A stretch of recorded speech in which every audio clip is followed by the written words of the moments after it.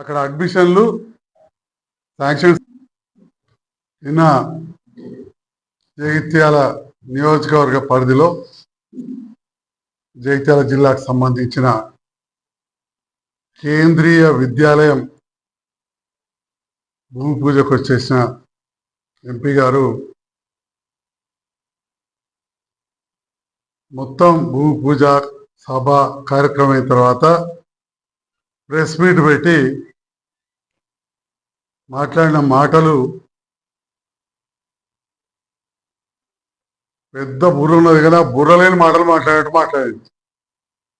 అంతసేపు కేంద్రీయ విద్యాలయంకు భూమి పూజ చేసి మీటింగ్ పెట్టి మాటలు చెప్పి ఇక ప్రెస్ మీట్లో చెప్పింది ఏంటంటే కేంద్రీయ విద్యాలయంకు ఫౌండేషన్ ఉండదు, ఒక్క ఇనాగ్రేషనే ఉంటుంది, అది ఎంపీ వచ్చో కేంద్ర మంత్రి వచ్చి చేస్తాడని చెప్పి మాట్లాడారు.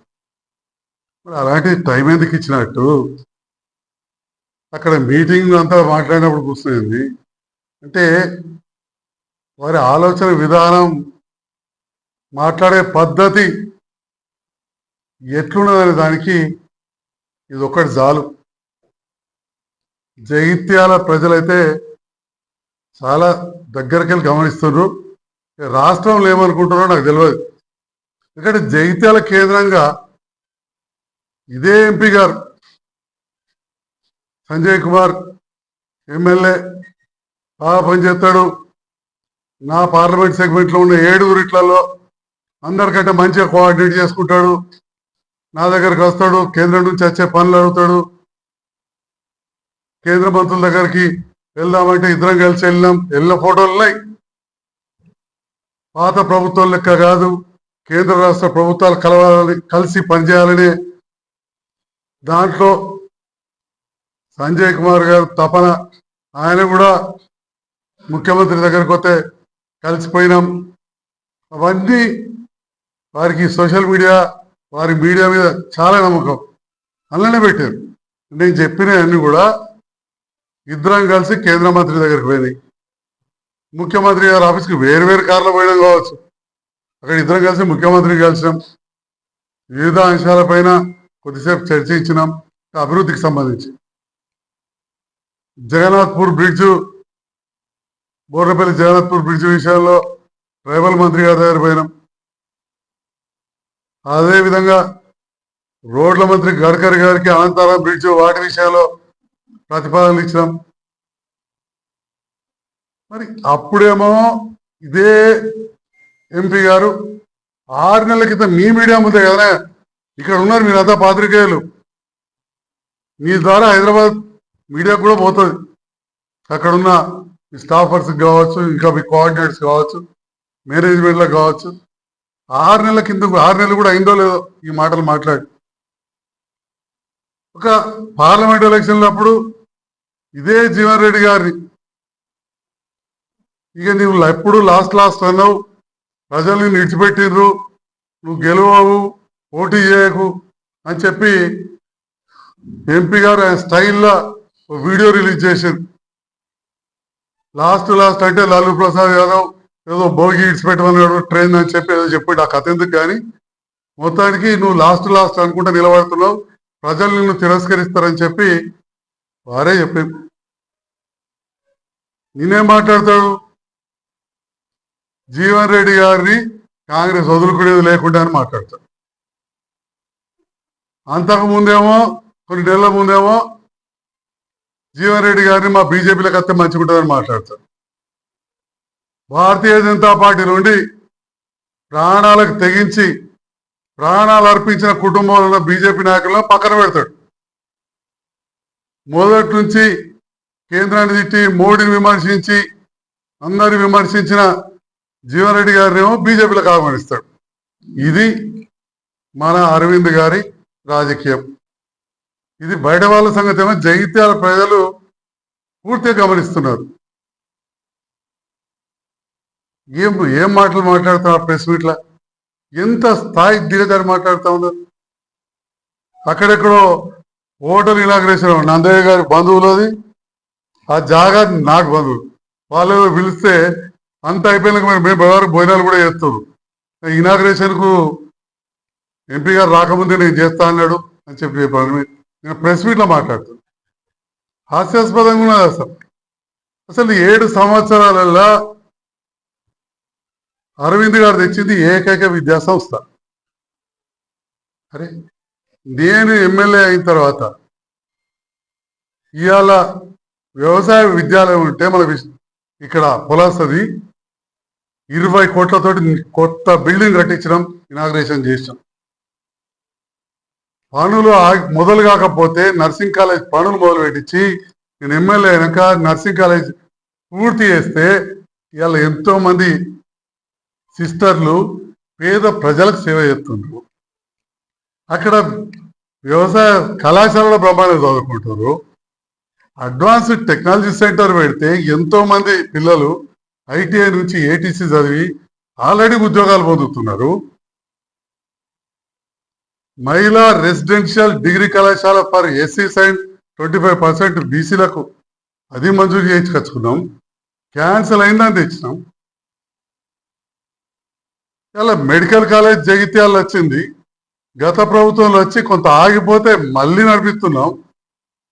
235 కోట్లతో బ్రహ్మాండమైన దవాఖాన తెచ్చుకున్నాం. ఆ మెడికల్ కళాశాలకు అటాచ్డ్గా మహిళా డిగ్రీ కళాశాలకు కరీంనగర్లో ఎప్పుడో ఉన్నదానికి ఆటోనమస్ స్వయం ప్రతిపత్తి వస్తే మళ్ళీ జగిత్యాల మహిళా డిగ్రీ కళాశాలకు స్వయం ప్రతిపత్తి తీసుకొచ్చి బిఎస్సి హెల్త్ సైన్సెస్ లాంటి కోర్సులు వచ్చే విధంగా నా వంతుగా ప్రయత్నం చేసి తీసుకొచ్చిన.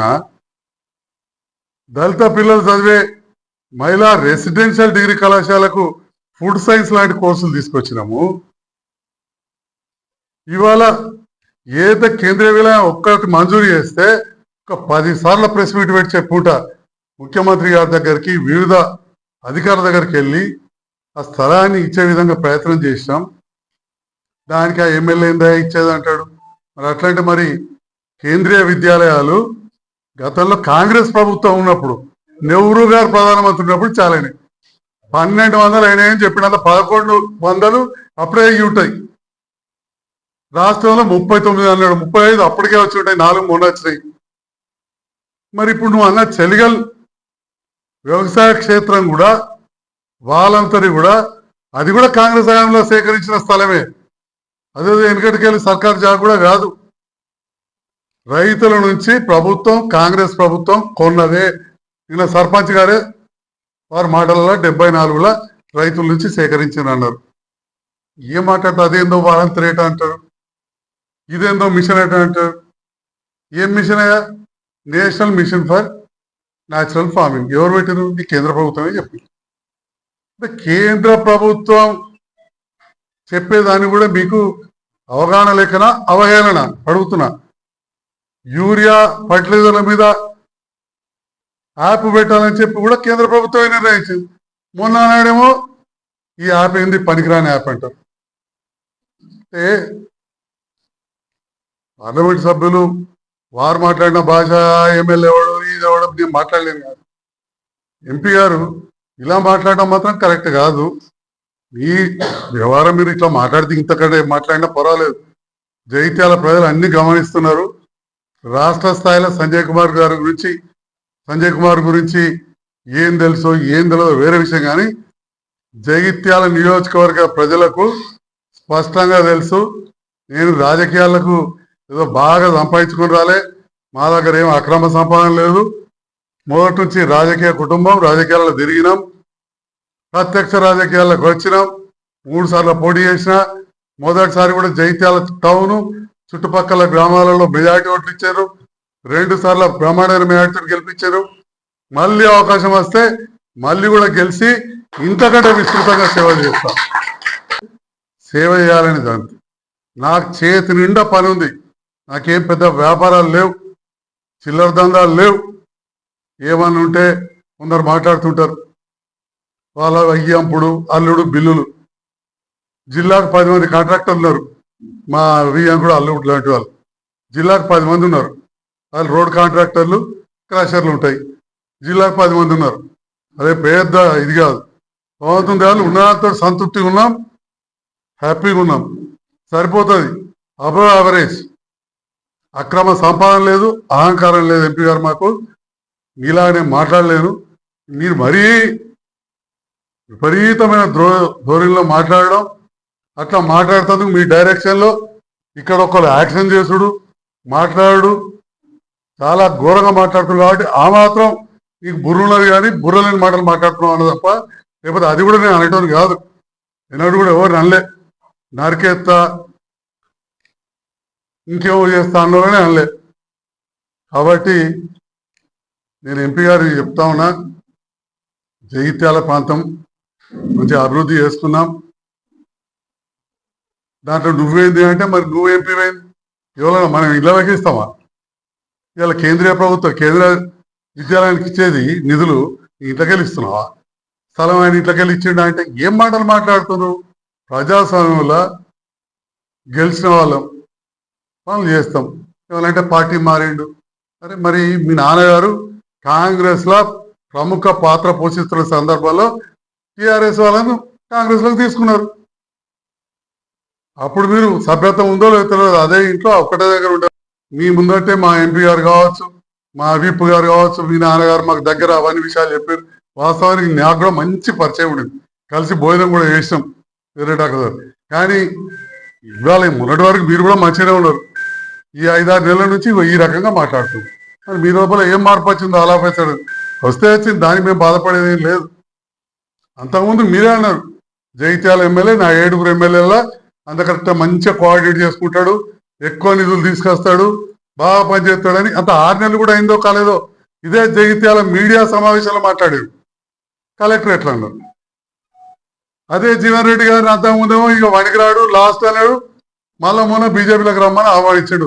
ప్రాణాలు అర్పించిన బీజేపీ నాయకులు ఉన్నారు ఇక్కడ, కుటుంబాలని ప్రాణాలకు తెగించి పనిచేస్తున్న బీజేపీ నాయకులు వాళ్ళందరినీ పక్కన పెట్టాడు. మా టీఆర్ఎస్ నుంచి గెలిపించిన నాయకురాలకు రాజీనామా చేయించి తీసుకున్నాడు. ఇక వారికి మాటలు అన్ని నేర్పిన. అంతకుముందు చాలా నా ఇంటి ఉన్నప్పుడైతే ఎన్నో చాలా సభ్యతగా మాట్లాడు. మిమ్మల్ని కూడా విమర్శించారు వాళ్ళు, కానీ ఒక పద్ధతుల్లో విమర్శించారు. ఎందుకంటే ఇట్లా మాట్లాడితే నేను ఒప్పుకోను కదా, ఒక పద్ధతిని విమర్శించాడు. కానీ పోయినాకనే ఇక రకరకాలుగా రాజీనామా చేసి తెల్లవాడికి వెళ్ళి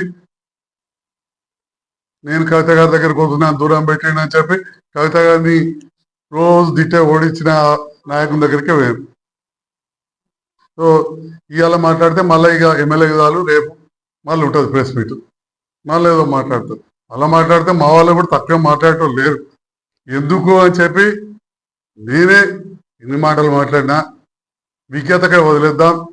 జగిత్యాల ప్రజలు చాలా విజ్ఞులు, చాలా తెలిసిన వారు. అందుకనే జగిత్యాల నేను 3 సార్లు పోటీ చేస్తే 3 సార్లు జగిత్యాల పట్టణంలో నాకే మెజార్టీ వచ్చింది. ఆ విషయాన్ని గమనించాలి. నాకు మెజార్టీ రాని ప్రాంతాలలో కూడా కొన్ని ఏరియాలలో కులం మతం మీద విడిదితే వాళ్ళతోటి కూడా మంచి సత్సంబంధాలు ఏర్పాటు చేసుకొని ఆ ఏరియాలలో కూడా 2వ ఎలక్షన్లో మెజార్టీ తెచ్చుకున్నా, 3వ ఎలక్షన్లు ఇంకా ఎక్కువ మెజార్టీ తెచ్చుకున్నా. ఆ రకంగా ఉంటుంది ఈ సంజయ్ కుమార్ తత్వం. అదేవిధంగా గౌరవ ముఖ్యమంత్రి గారిని పట్టుకొని చదువు రాదు చంద్రబాబు నువ్వేం నేర్పినావు, ఏబిసిడీలు నేర్పు. ఇక ప్రపంచం మేధావి అనుకుంటాడు ఏంది మా ఎంపీ గారు? ప్రపంచం మేధావి అనుకుంటున్నటువంటి ఎవరికేం తెలియదు, అంత మా ఎంపీ సాబ్కే తెలుసు, అరవింద్ గారికే తెలుసు. ఎవరికేం తెలియదు అనుకుంటున్నాడు. ఇంత అరవింద్ గారు ఇంత అహంకారం పనికిరాదు. గౌరవం ఇచ్చి పుచ్చుకోవాలి. ఎప్పుడైనా నేను గౌరవిస్తున్నా పుచ్చుకో. నువ్వేం నాకు ఇచ్చాదంటే నీ జాల నువ్వు, నా జాల నేను ఉంటా. అంతేగాని ఈ రకంగా మాట్లాడడం. మీ ప్రభుత్వం ఏం చేస్తుంది చెప్పుకోండి. ఎవరొద్దంటున్నారు? కేంద్ర ప్రభుత్వంకి వెళ్ళి ఏమేమి నిధులు తెచ్చావో చెప్పుకో. ఇప్పుడు నిన్న కేంద్రీయ విద్యాలయం తెచ్చారు, చెప్పండి. డెఫినెట్గా కేంద్రీయ విద్యాలయం మీరు పార్లమెంట్ సభ్యులు మీ ప్రతిపాదనతోటే వచ్చింది అనుకుందాం, తప్పేమన్నా? అలా హక్కే, ఈ ప్రాంత ప్రజల హక్కు. ప్రతిరోజు ఇది కొనుక్కున్నా, కాగితం కొనుక్కున్నా, పెన్ను కొనుక్కున్నా, భోజనం కొనుక్కున్నా, బట్టలు కొనుక్కున్నా పన్ను కడుతున్నారు. ఇక్కడ పైసలు బాగున్న వాళ్ళు ఇన్కమ్ ట్యాక్స్ ఎక్కువ కడుతున్నారు. నా అటువంటి అప్పర్ మిడిల్ క్లాస్ వాళ్ళు ఒక మోస్తరులో కట్టుకుంటున్నాం. ఇవన్నీ తెలంగాణ నుంచి డబ్బులు వస్తలేవు, అందుకెళ్ళి ఇస్తారు. కాబట్టి ఇంకా ఎక్కువ పనులు చేయండి, ఇంకా ఎక్కువ నిధులు తీసుకురండి, జగిత్యాల ప్రాంతాన్ని అభివృద్ధి చేయండి. దాంట్లో పోటీ పడాలి. కానీ ఈ మాటలు మాట్లాడి పనులు చేతలు తక్కువ, మాటలు ఎక్కువ. పనులు తక్కువ, మాటలు ఎక్కువ. వారే కేంద్రీయ విద్యాలయం ఫౌండేషన్స్కి వచ్చి స్వయాన నాకంటే ముందు వారే కొబ్బరిగా కొట్టి తర్వాత ప్రోటోకాల్ అని చెప్పి నా తర్వాతనే మాట్లాడి అన్ని రకాలుగా మర్యాద అటెండ్ అయ్యి అరగంట తర్వాత పెట్టిన ప్రెస్ మీట్ లో ఫౌండేషన్ ఉండదు, ఓన్లీ ఇనాగ్రేషన్ ఉంటుందని మాట్లాడడం. ఎమ్మెల్యే సంజయ్ కుమార్ బాగా పనిచేస్తాడు, బాగా కోఆర్డినేట్ చేస్తాడు, 7 కంటే మంచిగా కోఆర్డినేట్ చేస్తాడు, ఎక్కువ నిధులు తీసుకొస్తాడు ఈ ప్రాంతానికి అని చెప్పి 6 నెలల కింద చెప్పి 2 నెలల కింద జీవన్ రెడ్డి గారిని నువ్వు వణికిరావు, ప్రజలు నిన్ను ఒప్పుకోరు, నువ్వు చివరా అన్నావు, నీకు వేయరు అని చెప్పాను. మళ్ళా వారినేమో పార్టీలకు రమ్మని ఆహ్వానించి నిన్న కాంగ్రెస్ వదులుకున్నదని మాట్లాడు. కాంగ్రెస్ వదులుకున్నదండి. పిసిసి అధ్యక్షుడు, ఏఐసిసి సెక్రటరీ వచ్చి జీవన్ రెడ్డి గారు పోవద్దన్నారు. నేను కూడా అన్నా, అంటే ఆయన కూడా ఇదే బాధ, ఇద్దరు కలుసుకొని మాట్లాడుతున్నట్టు. వాడేవాడే ఆయనతో ఆ దొరికిందా పని చేస్తానా అన్నాడు. ఇప్పుడు ఏ దొరికిందా వేయండి, ఇప్పుడు ఎక్కడున్నాడు? అంతకుముందు కేసీఆర్ దొర అంటుండే కదా, అదే కేసీఆర్ దగ్గరికి కుర్చీకాడికి కుటుంబంతో కలిసిపోయాడు. కేసీఆర్ గారి కుర్చీకాడికి కుటుంబంతో పోయాడు. ఈ నాయకులు కూడా ఎవరు తీసుకోకపోతే ఇప్పుడు మేమందరం కలిసి పని చేస్తున్నాం. అందరికీ ధన్యవాదాలు, థ్యాంక్ యూ. అంటే వీళ్ళు ఇచ్చిన హైప్ ఎంత ఉన్నదంటే అట్లా అనుకుంటున్నారు, ఇది ఎక్కడో లేనట్టు భూమి మీద లేని విద్యాలయం లెక్క. వీరు 2011లోనే కరీంనగర్లో ఉన్నది, మంచిర్యాల ఉన్నది, రామగుండం ఉన్నది. మన ఉమ్మడి జిల్లాల 3 ఎప్పుడో అయినాయి. వీరికి 7 ఏళ్ళకి యాదికొచ్చింది. వీరు ఏదైతే అన్నారో మీ దగ్గర ఎమ్మెల్యే కోఆర్డినేట్ చేసిండు, మంచి నిధులు నేనే అడిగినా ఈ పాఠశాల ఇవని చెప్పి. ఇలా కృషి విజ్ఞాన కేంద్రం అన్నారు, నేనే లెటర్ పెట్టిన. బ్లాక్ స్పాట్ రోడ్లు అన్నారు, ఎంపీఆర్ లెటర్ పెట్టిన. తప్పేమున్నది? నేను ముఖ్యమంత్రికి వీరికి లెటర్ పెట్టలేదు 10 ఎకరాలు కావాలని. అట్లనే కేంద్రానికి సంబంధించినవి కాబట్టి లెటర్ ఇచ్చిన. తప్పేమున్నది? నేను గౌరవించుకుంటానండి. మళ్ళా చెప్తా ఉన్నా, ఎవరైనా గౌరవిస్తాం. అంత వార గౌరవంగా మాట్లాడితే వారు విజ్ఞతగా వదిలేస్తున్నా. ప్రజలు గమనిస్తున్నారు. మరి మీరే టీవీలలో మీడియాలో లేస్తే ఆయన మాటలు కాబట్టి అలా ఖండించాల్సిన అవసరం పడ్డది.